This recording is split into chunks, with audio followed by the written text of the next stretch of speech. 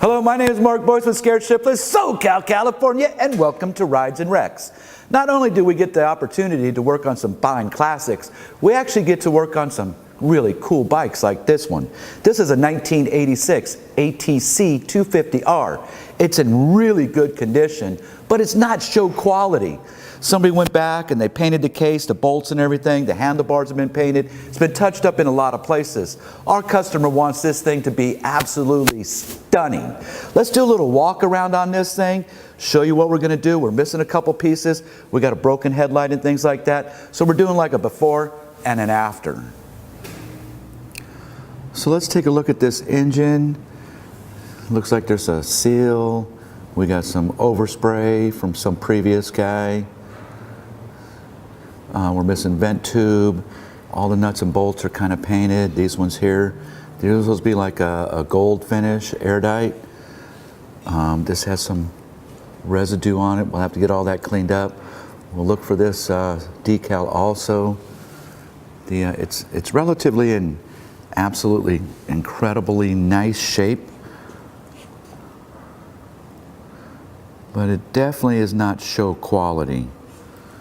These pegs look like they've been painted. Again, there's some bad spots on the frame. Need to be cleaned up, painted. Look at there, the belt has actually got some red overspray on it. It looks like the chain dampener is actually bad and missing most of it. Hose clamps right there look bad. So we're gonna go through this vehicle, this little ATC, and make this thing absolutely stunning. Oh, there's a little crack right there. Yeah, we'll have to replace that. You can repair them, but they're just not going to look the same, or they'll just go back and break again. Our exhaust is all loose and everything in there. So it's actually missing some springs. Again, it has some paint flaking off in here. So we're going to go in there and just really dial this up.